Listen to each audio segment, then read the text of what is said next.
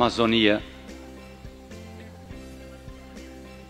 é um território que é conhecido por todos e é fundamental também neste momento da crise climática, ecológica que o mundo passa, e que é uma crise não somente da Amazônia e da deforestação da Amazônia, mas é uma crise, um problema global, e os causadores deste problema não são primeiramente os que derrubam o bosque, mas são, em primeiro lugar, são as grandes cidades, toda a nossa indústria, tudo isso que hoje é a atividade humana no mundo, a intervenção em la natureza, muitas vezes tão irresponsável e tão degradante para o nosso planeta. Pero a Amazônia é, sem dúvida, uma área muito privilegiada e muito importante nesse grande conjunto, nesse contexto dessa crise.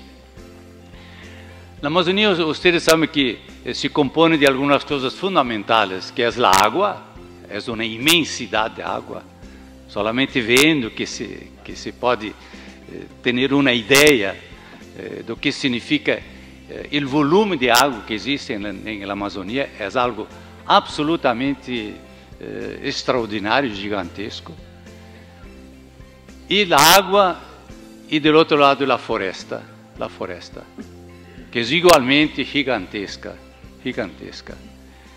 E a água cuida da floresta e a floresta cuida da água. E esses dois produzem a biodiversidade. E os grandes milenares guardianos desse sistema eram os povos originários, os indígenas. Então isso é a Amazônia em sua grandeza, em sua pureza. Mas tudo isso agora está muito ameaçado, em grande risco, corre um grande risco. E aqui que entra a questão do clima e a questão ecológica. Eu sempre digo que são dois níveis, mas que se autoalimentam, autonutrem. O clima, se deve cuidar do clima, porque se o calentamento global crescerá, então o jardim que está aí se queimará, se destruirá. Pero não basta cuidar do clima, ter um bom clima, se nós outros degradamos o jardim. Então, as duas coisas se autoalimentam e também se sustentam. O clima é necessário para que o jardim seja possível, mas devemos também cuidar do jardim, porque senão o clima, o bom clima, também não nos leva a nada. Pero são dois níveis de trabalho, de desafios também. E desses dois níveis é hablado a encíclica Laudato Si, e poucos meses depois, a COP21 de Paris. A COP21 de Paris, eu também estive aí 10 dias em la COP. O centro foi o clima, e não tanto a degradação do jardim, digamos, mas o clima, a crise climática, e o grande acordo que resultou depois foi um acordo climático, que é fundamental. E como já várias vezes subrayou o Monsenhor Marcelo Sánchez, é decisivo isto. E por que há uma crise climática? Fundamentalmente, os científicos lo dizem, nós todos sabemos, apenas estou citando, é a questão do uso de fósseis para produzir energia, uma vez quando eles são queimados, a combustão desses fósseis para produzir energia produz um gás carbônico, o CO2, e esse gás carbônico faz esta capa que é o efeito invernadeiro. efecto serra, como dizem os italianos, efecto invernadero, que o calor entra, pero não sale suficientemente, não sale mais suficientemente. Então, o clima começa a se calientar sempre mais. Nós outros sabemos disso. Em Paris se dizia que não poderia aumentar mais de 1,5 grau, seria o ideal, não ultrapassar 1,5 grau. Se chegamos a 2 graus de aumento desse clima global do planeta, seria já com efeitos danosos irreversíveis para a vida, e pouco a pouco não seria mais possível a vida no planeta. Então, a necessidade de combater isso, de reverter esse processo de la combustão de los grandes fósseis, que em primeiro lugar é o petróleo, porque o petróleo move o mundo hoje. Depois o carbono mineral, que é outro grande, digamos, fonte de energia, como também o gás mineral e outros gases também. Houve uma reunião em Kigali há um ano, mais ou menos, agora, recentemente, não há um ano, onde também surgiu um acordo para eliminar o gás da refrigeração, que também é um gás terrivelmente invernadeiro, digamos assim. Então, como reduzir o uso dos fósseis para produzir energia? Porque o mundo todo praticamente é movido através desse tipo de energia. Então, entendemos também por que há tantas resistências, e hasta gente que diz que isso é uma fantasia. Mas se pode provar em laboratório que realmente a combustão desses fósseis produz esse efeito. Não há como não aceitar este dado científico.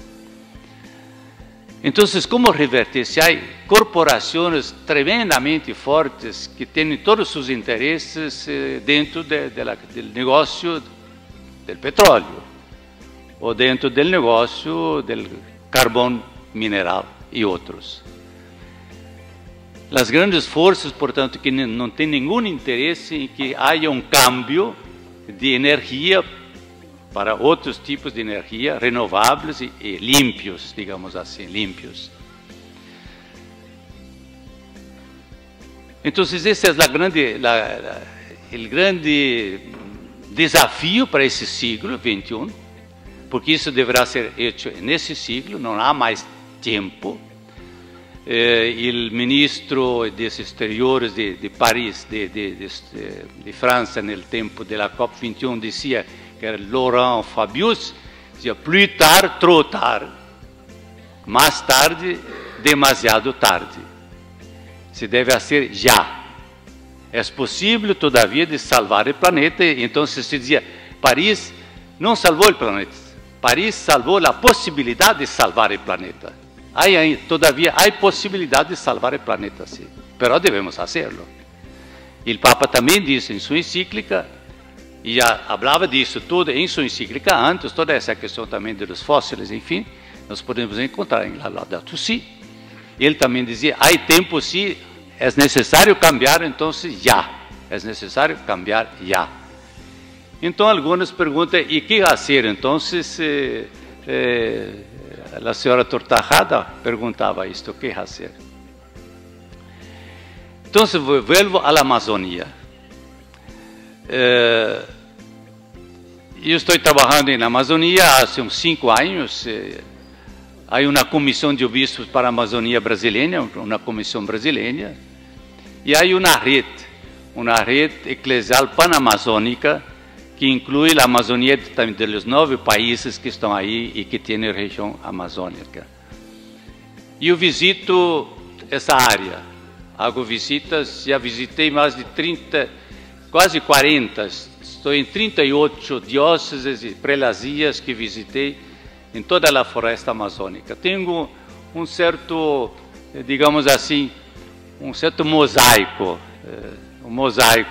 do que seja a grande realidade da Amazônia. É algo maravilhoso, algo muito bonito, muito lindo, muito precioso, porém muito ameaçado.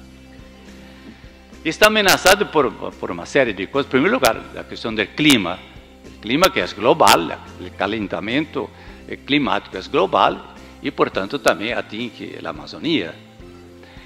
A questão do cuidado do jardim, ou seja, as águas, a floresta, a biodiversidade, isso também está muito ameaçado, porque há muitos grandes interesses, grandes projetos de desenvolvimento daquela região, projetos extrativos, sobretudo, minerias, agronegócio, ganado, soja, enfim. Grandes projetos de usinas hidrelétricas que interferem em los cursos de los ríos, enfim. A contaminação das águas por las minerias. A mineria é outro grandíssimo problema. Então, nós criamos também, há 2 anos, foi criada a rede eclesial panamazônica. É uma rede, é grande serviço que inclui as igrejas, que inclui os religiosos, que inclui as caritas latino-americanas, que inclui o CELEM, o Conselho Latino-Americano Episcopal Latino-Americano. É uma grande rede de informação. Nós não queremos ser uma outra instituição, e aí que começo a falar de uma resposta, o que se pode também fazer, uma sugestão. O que nós procuramos é poner em rede todas essas realidades já existentes, que muitas vezes trabalham solas, com seu projeto, enfim, isoladamente. Como poner em rede todas as forças hoje que trabalham em favor da Amazônia, a começar pelas igrejas, uma vez que é uma rede eclesial. Como poner em rede tudo isso para que tenhamos maior articulação, maior, uma voz mais forte, também em níveis políticos, nacionais e internacionais. Temos um protocolo já feito também com a Comissão Interamericana de Direitos Humanos, e assim muitas articulações que começamos a construir, mas trabalhar em rede. Isso vem um pouco ao encontro daquilo que o Papa, na encíclica, 2 vezes insiste. Ele diz: será necessário que a sociedade civil se organize para pressionar os governos, a fim de que os governos tenham força política, não apenas vontade política. Às vezes também não têm vontade política, mas também se têm vontade, não têm força para enfrentar as grandes corporações que são interessadas em nenhum cambio. Então, ele disse 2 vezes que a sociedade civil se deve organizar para pressionar os governos locais, nacionais, para que eles tenham força suficiente para enfrentar esses grandes interesses contrários e fazer os cambios necessários.